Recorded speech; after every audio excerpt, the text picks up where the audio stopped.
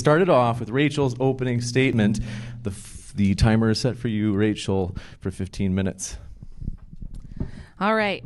So thanks for being here, everybody. We're talking about feminism today and if it's good for society. So most people believe that feminism became this dominant political force that it is today due to oppression and abuse by the patriarchy, that it was a grassroots idea whose time had come. Women looked around them and they were like, oh no, we're oppressed. We should march and stuff until we can vote and things will get better.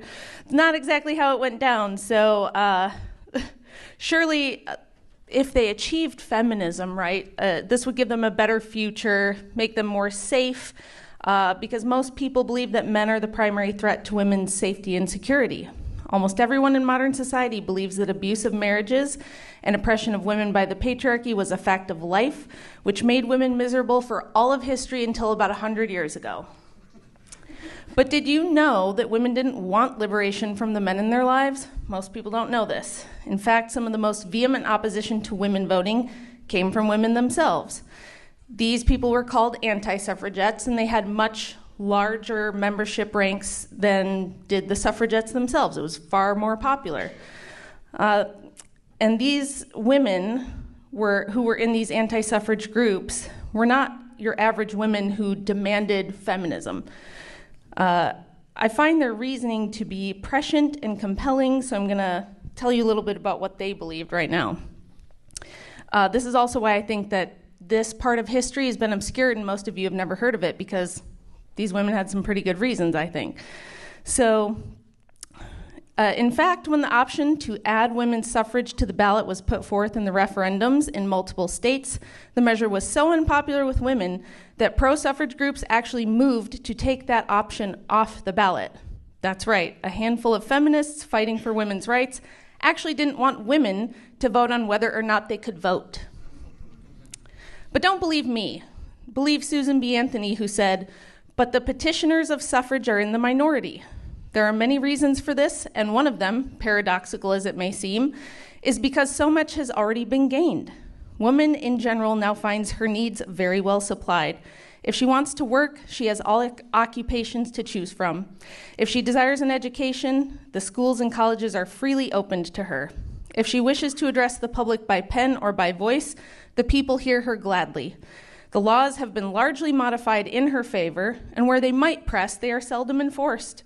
She may accumulate and control property, she may set up her own domestic establishment and come and go at will." Susan B. Anthony made this statement in her speech, The Status of Woman, Past, Present, and Future, which she delivered at the National Association for Women's Suffrage in Washington, D.C. in 1902. So in 1902, women already said, we kind of have everything we want. We kind of have it made. We don't really feel like we need this feminism stuff. In fact, we think that'll make things worse for us.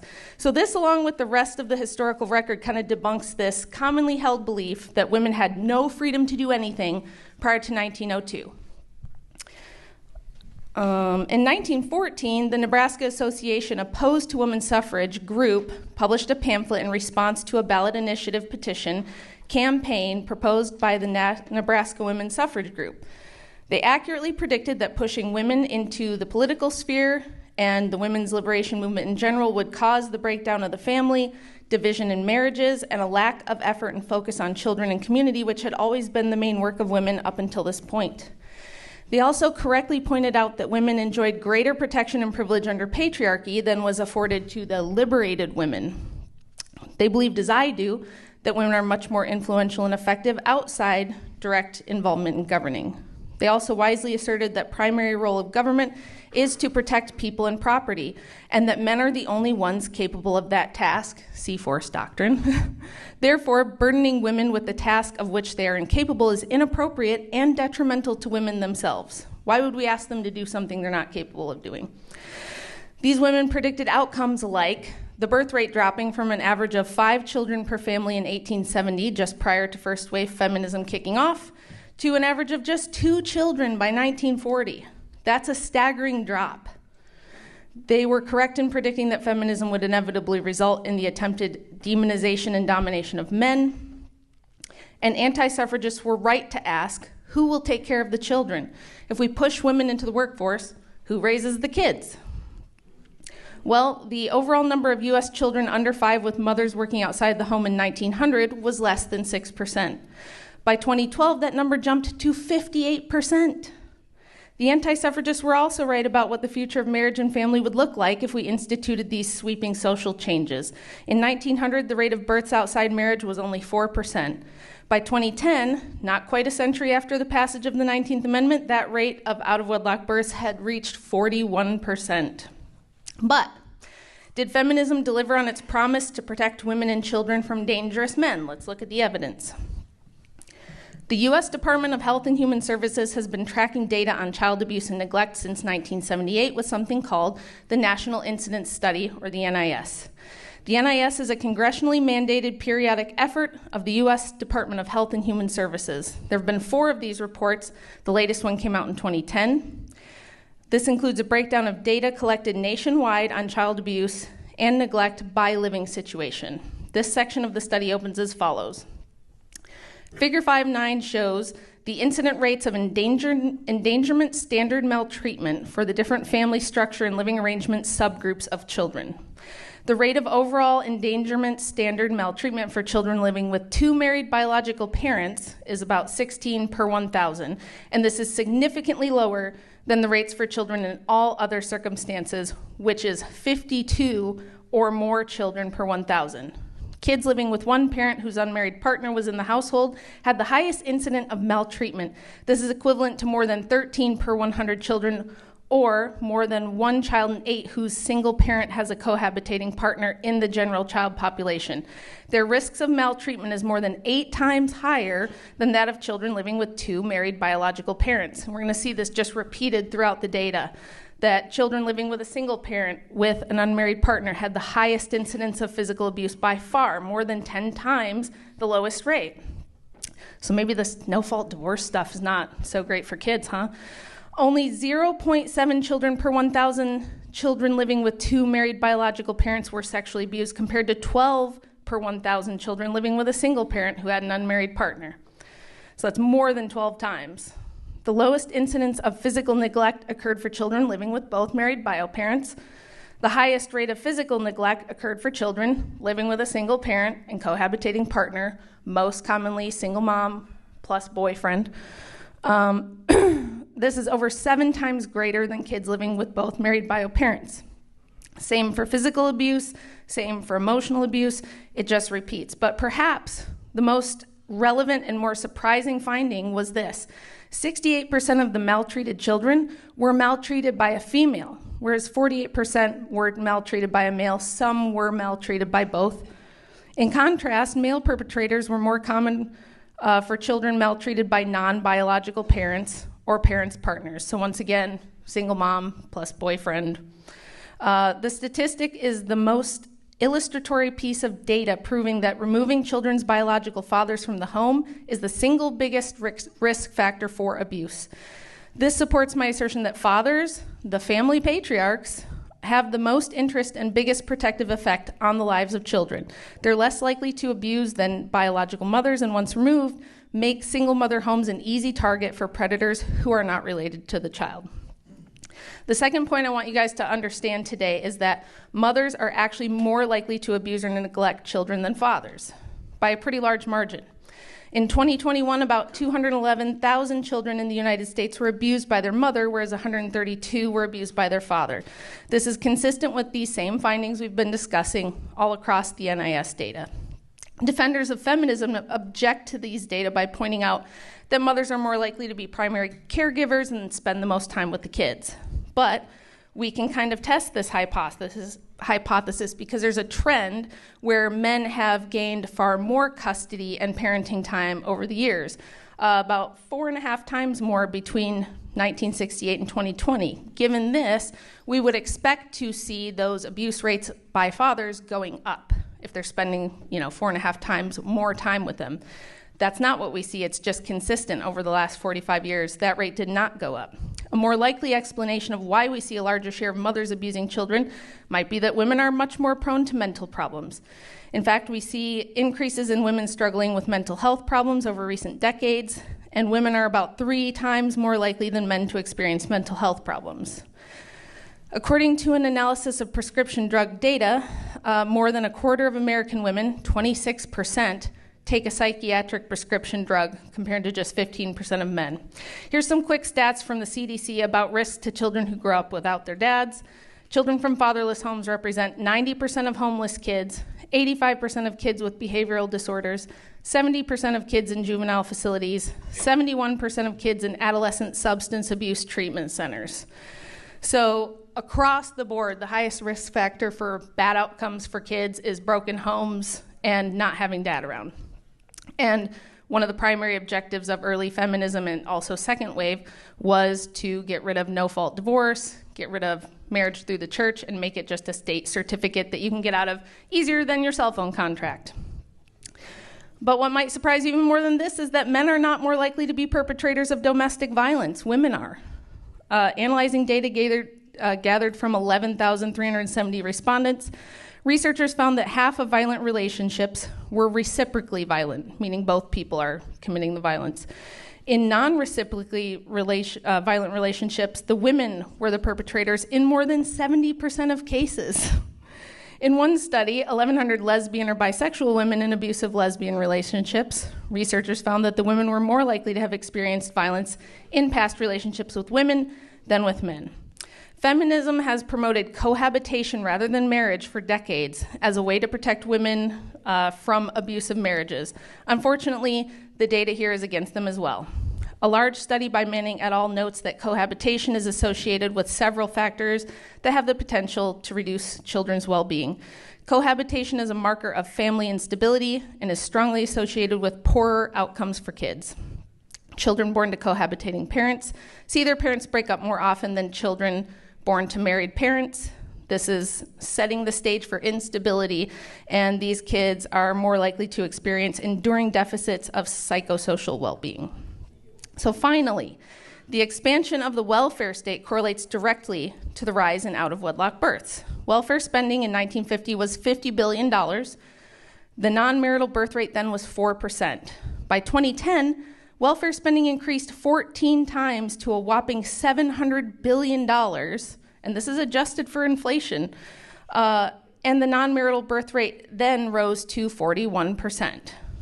The same people who got the 19th shoved through also met in secret to write the Federal Reserve Act, as well as the federal income tax and compulsory education laws right around the same time. This effectively atomizes the family and means the government is your daddy now, America. This is great for transnational corporations, governments, predators, and the predator class. These same groups are masters at propaganda and public relations. According to Professor Joe C. Miller, who did a comprehensive analysis of college textbooks about the history of women's liberation, found that many of the important facts I noted here were intentionally removed from history textbooks over the course of decades as the field of women's studies was developed. And this was a liberal professor, guys. This wasn't some kind of right-winger.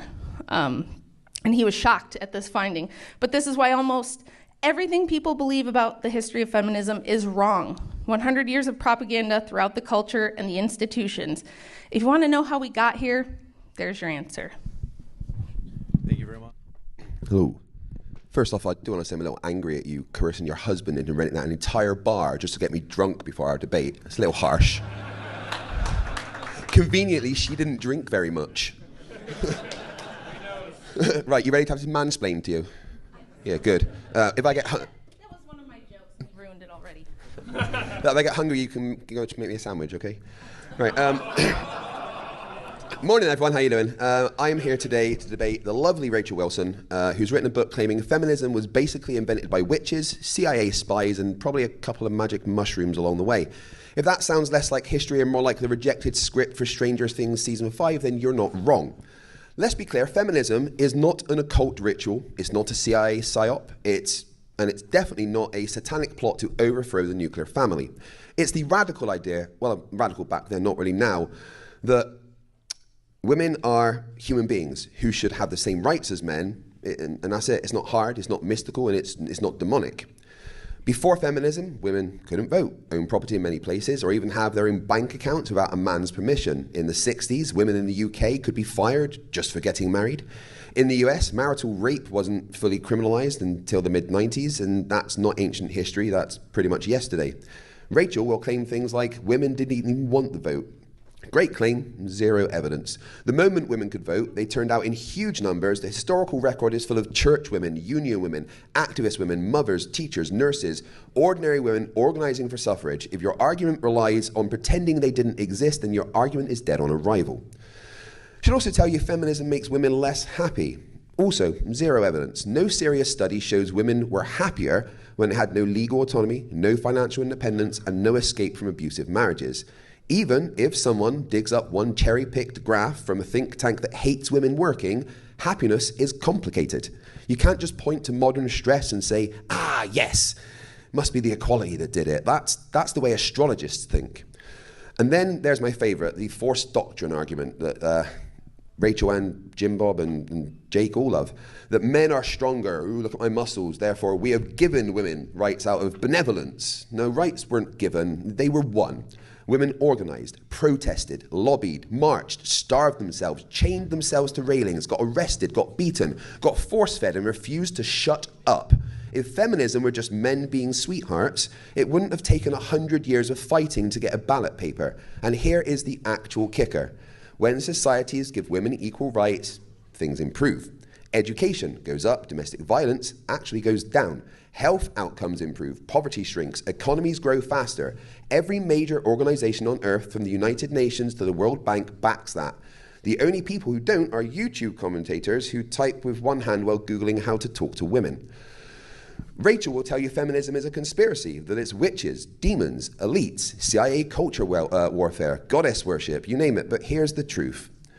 Movements with millions of participants over 100 years don't start with a seance. They start with injustice. Feminism didn't appear because a demon whispered it into somebody's ear. It appeared because women were sick of being treated like unpaid labor with no rights and no escape. And look, credit where it's due.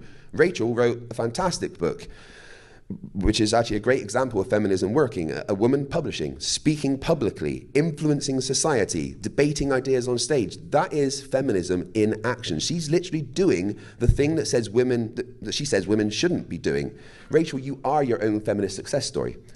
Feminism gives us female doctors, astronauts, scientists, prime ministers, Nobel Prize winners, and I mean real ones, like Marie Curie, Toni Morrison, I'll probably pronounce some of these names wrong, Mara Yousafzai, and Tu Youyou. It gave us leaders like Margaret Thatcher, Angela Merkel, Jacinda Ardern, and trailblazers like Katherine Johnson, whose maths put humanity on the moon. And let's be honest, it's also give us wives who roll their eyes at their husbands but still keep us alive. Behind every great man, there is a woman with her arms crossed, waiting for him to finally admit that she was right all along. So Rachel, you can talk about witches, conspiracies, pagan goddesses, shadowy elites, CIA plots, all you like. I will stick to history, evidence, and basic reality. Feminism isn't optional. Equality isn't optional, and women being amazing, capable, brilliant human beings is also not optional. If that bothers you, well, tough. Equality is happening, with or without your permission. So, Craig, with whose permission is this equality happening? Humanity's. Okay, so when you said that women were granted rights by society, you mean men? At the time, men were the one that were in charge of society, but that's what women fought for. Women starved themselves, chained themselves to railings, allowed themselves to be beaten just so that they could have the rights that men have. Yes, of course, because men were the ones that ran society.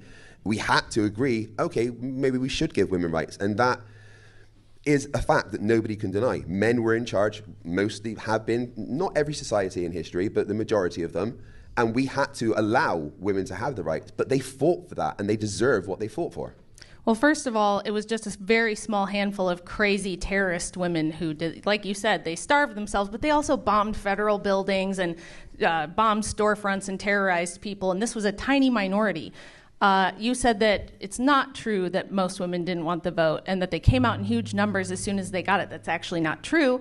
In both the UK and the United States, only a tiny minority of women actually went to the polls until the 1960s. So they had the vote for like 40 years before most of them used it. And as I stated in my opening, in the referendums on whether women wanted the vote, only like in Massachusetts, they had a statewide referendum on this in the early 1900s. Only about 4% of women who even bothered to show up said they wanted the vote. That doesn't sound like a majority to me. That doesn't sound like a grassroots movement of women who just demanded these changes. That sounds to me like an astroturfed top-down thing. But that aside, again, if men granted women the rights, doesn't sound like they were this evil patriarchy just hoping to keep their boot on women's necks and hold them down. It could be that there were good reasons for things being the way they were for all of human history up until 100 years ago.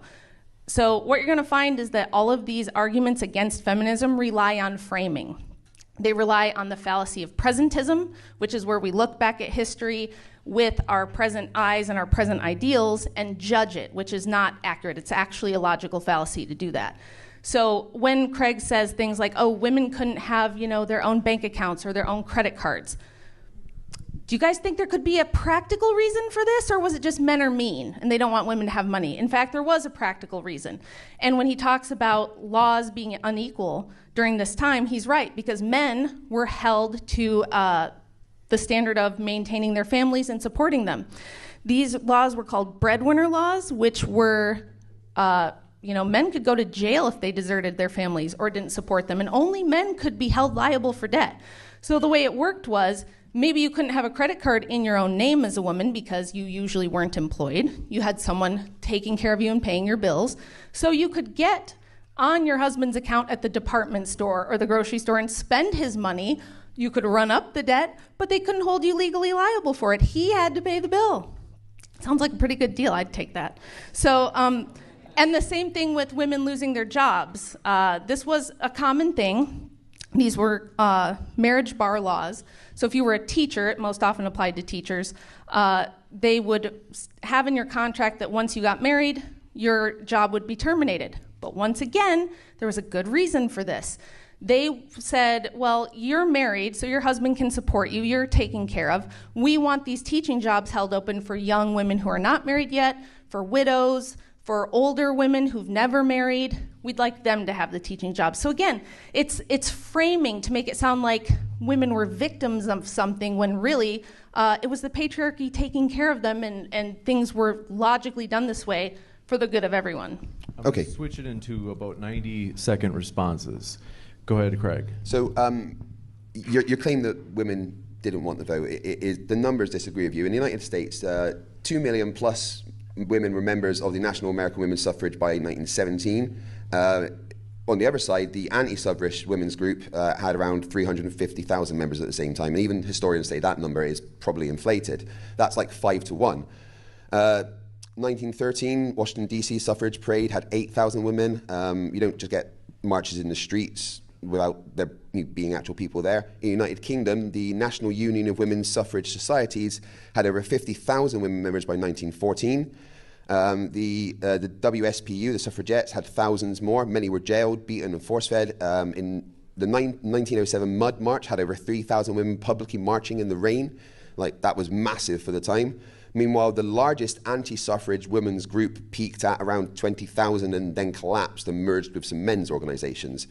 So the reality is that women did want the vote in enormous numbers in organized structures over decades in every country where suffrage was won. Your claims require pretending that the marches didn't happen, the arrests didn't happen, the hunger strikes didn't happen, the petitions didn't happen, the letters weren't written, the organizations weren't real, the documents in the archives aren't there. That's just kind of erasing history, nothing else. The idea that women never wanted the vote collapses the moment you open an actual history book. In the US, over 2 million women proved that fact. So again, we're relying on framing here. So you might notice he said, oh, by 1917, there was more membership in some of the pro-suffrage organizations than the antis. Yeah, because and this was not the case for decades running up to this. It was flip-flopped. And what happened is Cornelius Vanderbilt, Alva Vanderbilt Belmont, and some other rich benefactors paid to plump these numbers up. They paid money and funded this whole thing and created giant propaganda campaigns. They created newspapers, pamphlets, and kind of pushed everything that way. So no, it wasn't that women all got together and did this. It was a handful of people who pushed the propaganda, much like we see now when there's marches and people are being bussed in by NGOs and being paid by George Soros to show up and protest.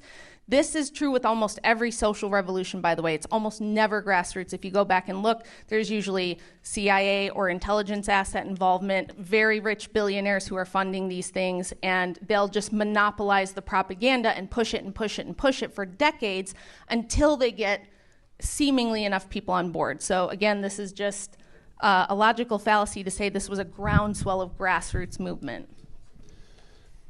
Rachel, quick question. You cite women's anti-suffrage groups, but if women never wanted the vote, why did they need an anti-suffrage movement? Because they were opposed to suffrage for multiple reasons. They thought it was going to corrupt the family, pit man and woman against each other. They didn't want to have to be involved in the draft. They didn't want to have to do jury duty. They said, we can't secure the government. This is what I said in my opening. We can't protect the borders. We can't go off and fight wars. We can't protect persons and property. They said this is the point of government. If the point of government is to protect persons and property, and we're not capable of doing that, why would you task us with such a thing? So maybe you can answer that. Well, the follow-up question is, why were the anti-suffrage groups always of lower numbers and they decline? weren't. That's not true. In the United States, they had much higher membership numbers up until about 2 to 3 years before they passed the 19th. The data really doesn't show that. The historical records entirely disagree with that statement. It's not true. I have multiple citations in my book and in articles that I've written. So your book is wonderful. I've read it several times. And the first red flag for me was that it's a 170-something page book with only 30 citations. No credible academic source would have less than 30 citations in a paragraph. And your citations, when you actually dig into them, every single one of the citations that you used in your book were diametrically opposed to the points that you were making. You are extremely good at cherry-picking data, almost like a flat earther. That's actually not true either. Again, we're relying on framing. So if you go read my book and you look at the source material, I take the writings of feminists themselves, like I just did with Susan B. Anthony. I quote the very women who were at the front lines of this, the ones who were usually bought and paid for and propped up to be the face of this movement, by the way. And they tell you themselves, Susan B. Anthony said, women don't want this. They have it too good. They have everything they want. They can go to college. So he said a lot of stuff in his opening that was also incorrect. Women were never legally barred from education. We had women's universities already in the 1800, in 1870. We had many of these institutions. It's true that there were a few Ivy League schools that didn't let women in, but so what? This is not some systemic oppression, you are, right? I do agree with those points that... and they were allowed to work, and they were allowed to have property, and just because, here's the thing, every time we look at women having any limit put on them, we pretend as though that was not true for men as well, and it was. So he said women didn't have the vote. That's true. Did you know that men only got the right to vote about 10 years before women did? All men couldn't always vote. And people just assume this because it's always framed and presented this way, as though all men had all the rights and no women had any rights, and it's simply just historically inaccurate. Women had all kinds of rights. Men took very good care of them, and this is one of the reasons they did cite wanting to be anti-suffragists, because they said, look, we have protection and provision right now that we're going to lose if you try to make us equal with men. We don't want to go out and work 40-hour weeks and raise kids and be in government and politics and have to vote in opposition to our own husbands. We don't like this idea. We think it's going to break up families, and that's what we care about. Well, I disagree that it breaks up families. I've got actually quite a lot of data on when you were talking about child neglect and things like that, and yes, it's the rise of feminism, there's also the rise of that, but it's also the rise of Pokemon. There's been a rise of child neglect. You're doing a correlation, not causation thing there. And I'd love to actually go through the data with you at another point. I really want to talk to you about your book, because I did enjoy it a lot, honestly. But you just can't erase the fact that millions of women fought and marched and protested. Saying that women didn't want the vote is ignoring the fact that women were marching in the street saying, we want the vote. Some women, a minority of women. So what? wasn't a minority. It was a minority. There was also a lot of women that wouldn't voice it, that they wanted it, because they were in the position of, well, my man maybe doesn't want me to vote, so I'm going to say that. That's not what Susan B. Anthony said. She said that if women... Person. By the way, this is the other great criticism everybody has of me, is that I'm a feminist because I wrote a book, or I'm a feminist because I'm here speaking to you. Again, 1902, Susan B. Anthony said, women are allowed to speak in public, women can write books. If we go back to the late 1700s, there were feminists writing polemics, touring, being single moms, right? Mary Wollstonecraft was a single mother who was paid to tour Europe and talk about feminism. She was paid to write. She made a living for herself off of writing about feminism in the late 1700s. So this idea that women couldn't do these things, it's a logical contradiction, because they had to do those things to even get feminism going. Okay, Norris. Sorry, I was getting a bit of feedback. But if you hold your mic up Yeah. closer, you won't have to boost your audio. Okay. Yeah, so not all women were voicing their opinions. The advent of feminism, a lot of women just weren't speaking up because they were very used to really not speaking up. Now, I'm going to agree with you that, yeah, women could teach and stuff before, but it was frowned upon in society in a lot of times. I'm not going to go listen to a woman talk. Who wants to listen to a woman talk? Whereas now, Rachel, you can stand on stage with an entire room of people that absolutely love listening to you. You are influencing these people in a way that feminism has attributed you the right to do. That's not true. I just got done debunking that idea. Let me finish my point. It's not just what the data shows, it's what the people's attitudes were. The men were the ones that were deciding what was happening. The men were saying to the women, oh, maybe you shouldn't have the vote. And the men are still the ones deciding what's happening. I wouldn't be able to do this right now without men. This microphone I'm holding was invented by a man. A man plugged this in. James is running this whole debate. And the woman can do that, This right? Electricity, this technology, this building that we're sitting in is built by men and it's maintained by men. The and women cannot do that. The advancement of hold on. Who wrote the software that sent men to the moon? Oh, women of color? No. Who cares about the color? They got it right the first time, by the way, by hand. Who cares about the color? The woman wrote the software for a man to go to the moon, and they chose a woman to that because she was the best one to do it at the time. In fact, before we had computers like we call computers were usually women that were doing lots of math really, really quickly. That was what a computer was. So do you think those women can build and maintain the infrastructure that allows us to have technology? Absolutely they can. There's no reason why a woman could not use the tools that a man uses. That's really weird, because I've noticed this bizarre thing that feminism magically came about after the technological and industrial revolutions. Isn't it weird that we had thousands of years of history that women never dominated, feminism never came about? It's almost like we needed the industrial revolution and the technological revolution to produce technology that gave us this illusion that women are equal with men and that they can do everything a man can do. Over 90% of infrastructure jobs are still held by men. And it's not because women haven't been pushed to do it. It's not because they can't, because they just want to do it and the evil misogynists are keeping them out. Number one, they can't. Physically, they cannot run oil rigs. They cannot pour concrete all day. They cannot do roofing. They cannot.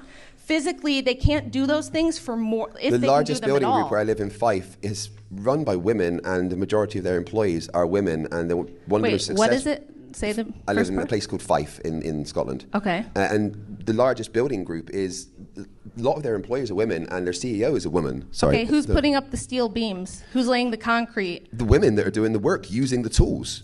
Oh, are? There's no reason that a woman can't put some concrete into a thing, put it on to melt, and then pour it out. Tools allow you to do things. I was in the military, and I trained with lots of women that would go on the marches alongside me, and just be just as able to have endurance. That's weird, because why don't we have any female Green Berets or Navy SEAls?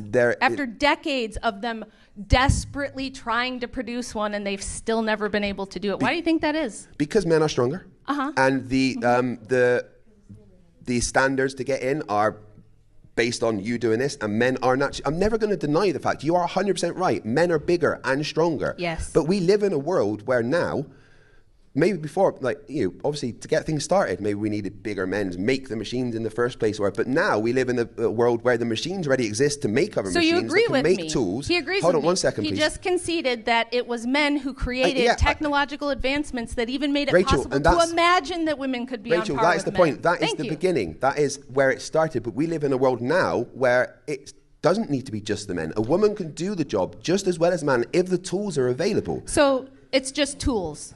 Well, the tools exist now. So And women can also make tools. Have you ever women seen mine. the viral videos of men running oil rigs and going down into sewers and dealing with that sort of thing? Are you saying there's 0 women that work on oil rigs? There are almost 0 women in the Almost hard 0, labor. or are there 0? It doesn't matter if there's an outlier. Of course it matters, because No, if it you're doesn't. saying that women can't do Because this job, that would mean that there has to be Craig, no you're women doing literally this job. If there is women doing this job, then that means women are capable of doing this job. He's literally doing the meme where you say most women are shorter than men, and some woman goes, "But I'm 5'7" though, and I know a man that's 5'4". It's literally not what I'm saying. Your claim was that women can't work on oil rigs. That was the word you said. I'm not misquoting you. You said women. Women. Then, As Rachel, a group, why are there cannot women that work do on what oil men rigs? can. Why is aren't. There aren't women that do the actual hard labor. Have Are you seen claiming those there is guys, 0 like, right, Rachel? pulling the hold on. 300, 400-pound things? Have you ever seen Rachel, a woman lift hold a on. 400-pound diesel engine and drop it Rachel, into a truck? are you claiming there is no women in the world that do that job? I'm claiming that women as a group cannot maintain... No, Rachel, come on, stop avoiding It's a the different question. claim. Don't straw man my Is claim. there any women in the world that do I'll the grant job? it doesn't matter, because what I'm saying See, is... she won't admit it. She won't I admit did, that I women are granted it. able to do the job. I She's saying granted women are that incapable maybe of doing. some women are. It has Well, there no we go. bearing. Because here's the question, Craig. Here's the question. Can women as a whole keep the infrastructure that maintains this modern world going without men? Yeah. No, they can't. Why not? Well, you love science, right? Yes. So scientifically, let's think about this. If tomorrow all women disappeared from planet Earth and only men were left, how do you think people would do? Do you think that they could keep electricity going? They could keep food supply lines Honestly, up? most men are pretty stupid, and we'd be dead in a few weeks without the women. Wow. Come on, every okay. husband here knows for a fact that their wife has kept them alive, and you can't argue with me. I didn't know I was debating like the final boss of Simps today, but here we are. So I'm not going to deny that I adore women. I see the value. I can tell. I see the value and the power that women can have, but I in no way think women are above men. So and that's one thing I just let's want to... ask the second part of the Give me one question. sec. Give me one sec. Sure. That's what I want to make clear. I am never going to claim that we should bow down to women and, women should be in charge. I just think that women should be afforded, if they want to do these things, the opportunity and the ability and the rights to do it. Well, which they've didn't- had that for 100 years, and they don't want to do it. Guess what? The Except women they here... do. The women here don't want to do sewage treatment work. Maybe these women they don't, but there's some that want to do. pour concrete. They don't want to do cell phone tower maintenance where you're climbing, Rachel, thousands then of why feet is up in there the air. people that do that are women? There aren't. None at all. It's a And tiny... once again, she's claiming that It doesn't there- matter. It doesn't, as It we've doesn't said, matter. pointing This is to an not... outlier, it doesn't matter. Pointing to an outlier does not mean that women as a group could maintain modern technical infrastructure. Rachel, I can't it believe that a debunks your guy claim. who believes in science is sitting here trying to get you all to believe Rachel- that if men disappeared from the planet tomorrow, which is part 2 of my question, let me get it out. Part 2 That's of the what she question. said. All men disappear from planet Earth tomorrow, and it's only women. How long do you think people survive? How long do the lights stay on? How long do we have clean drinking water? How long do we have indoor plumbing? How long before buildings start collapsing, before elevators don't work? Because men are the ones that build and maintain these structures. Women, as a group, cannot and don't want to, but they cannot do it. It's not possible for disagree. women And to if do. the world we live in now, with the tools that exist in the world that we live in Who now... builds hold the on, tools? let me finish, Rachel, please. The tools already exist. And your question is, if they disappeared now, and right now, the tools exist. So if all the men disappeared right now, the women would pick up the tools the men were using and keep things going. That is hilarious. I love that. So you think, and by the way, I am a firearms instructor. I've trained women using firearms for years. And Pew, pew. yeah. More than half of my female students do not have the hand strength to properly load a magazine and operate a semi-automatic pistol. I have to give them a revolver, something that's smaller, something their hand strength can handle. It usually takes me a good That's several... a badly designed gun. It should be easy to load a gun. It shouldn't take that force. Oh, it's spring-loaded. Maybe you're not familiar. You were in the military. So these I use an spring-loaded SA-80, magazines, and with the yeah, SA-80, they take a with little bit of hand SA-80, strength. one pullback, and anyone could do that. The no average problem. male has like double the hand strength that a woman has. And the there's- guns exist that are easy to load. Sure, and look, there's a reason why I tell women to train with them, because they're the only thing that comes close to kind of equalizing force. It's really the only thing we've got. Hold on. But it's not enough. Let me ask you a question. To maintain, we're talking about maintaining the modern world, and I'd love for you to tell me how tomorrow, just because the tools exist, women are going to start building steel buildings. They're going to start laying concrete. They're going to start doing infrastructure jobs where you have to be able to lift hundreds of pounds. Why would they not?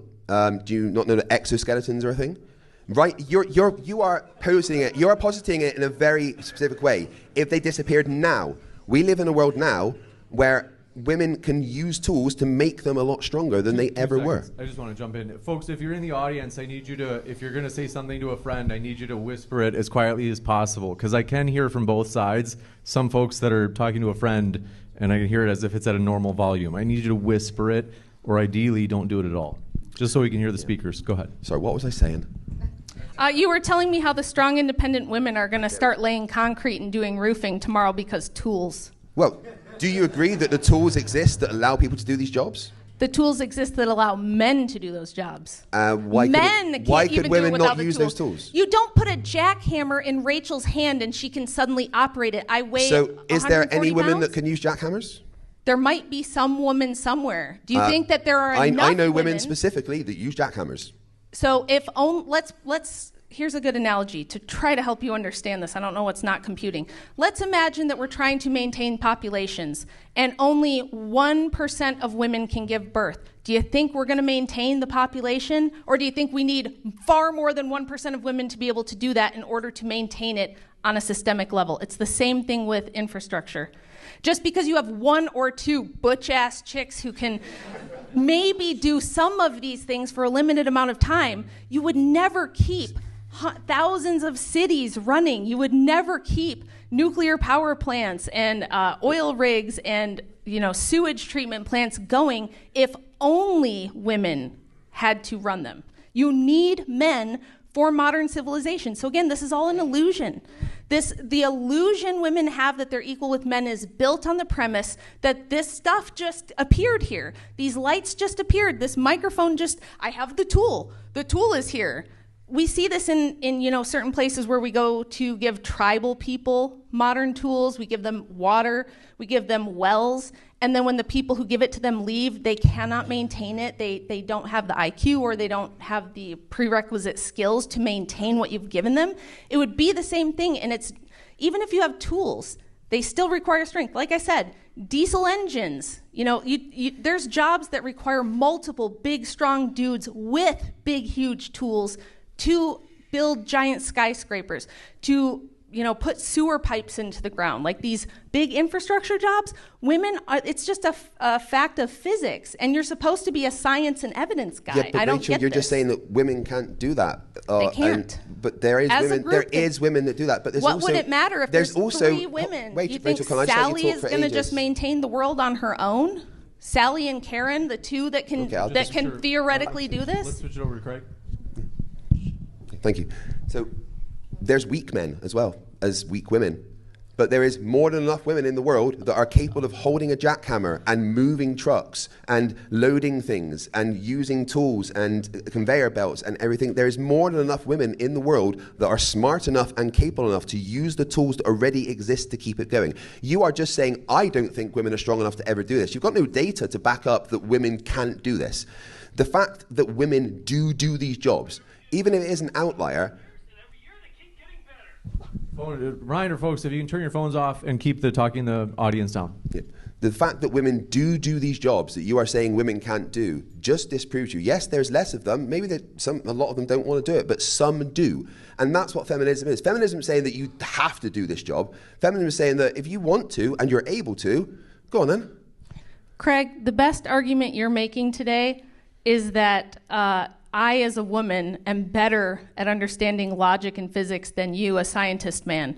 Like, that's your best argument, and the one that makes me feel like maybe you got me is the fact that I'm here with my blonde hair, looking like a bimbo, and understanding these very simple concepts better than a man who, debates scientifically for a living. You're actually sitting here trying to argue against physics and biology. You think men and women are equal and can do the same things? You think they have the same levels of strength, they have the same capacity? Or is it that, just one sec, because even if a couple women are stronger than men and a couple men are weaker than women, on average, that does not negate the whole, which is that on average, almost all men are stronger than almost all women. Just because you can point to an outlier doesn't prove your case. And as a guy who debates flat earthers, you should know this. And I know that you know it. So I don't even think you're being serious. Your claim that there aren't enough women to do these jobs there's no data to back it up. So maybe right now, not a lot of women. There is data to back it up. Maybe right now, not a lot of women do those jobs. But if those jobs were needed because there is no men left, women would do it, and they would use the tools, and they would go, right, so I'm strong, maybe I should go and do that because that would be good for society right now because we need to keep the oil plants running. Okay, here's a question. Let's say we do that. Let's say all the women take over all the infrastructure jobs. It's kind of like evolution, I guess, where you have enough time. If you have enough time, just excessive amounts of time, and somehow women are going to become men. It just changes into something else because time.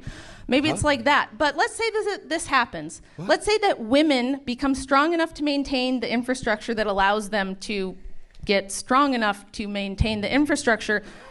What happens to the birth rate? If there's only women. If women are maintaining the infrastructure. We just say, look, men, you've done enough. Just sit down and rest, kick up your feet. We've got this. We're going to take it from here. But that's not what feminism is. We do the Rosie the Riveter. We're like, we've got this. We're going to take care of the infrastructure. We've got this. Don't worry about it. Just sit back. You can take care of the kids. So we already see now that birth rates are falling below replacement levels. And the number one correlate worldwide, regardless of economics, regardless of race, country, anything, is women's access to higher education and their participation in the workforce. In other words, when you tell women, go work all day long, they don't want to have a bunch of kids. So if the women are maintaining the infrastructure, who births the babies? Who's going to raise them and breastfeed them and get pregnant and do all the labor and delivery? So, right, yes, there is a fall in birth rates pretty much around the world at the moment. But the interesting thing is that the fall in birth rates also applies to countries that are extremely men, or countries that have nothing to do with feminism. A lot of those countries, the birth rates are also falling. So to claim that the fact that birth rates are falling is due to feminism ignores the fact that birth rate is also falling in countries where feminism is non-existent. Well, I have a study here in my phone I can pull up. I have several as well. I have a bunch. They did a huge study. I got more than you. They had a huge study in China. China's this big emerging global superpower, and they did a big study there. And they found there that the number one correlate to lower birth rates is women's access to education and work. This makes total sense.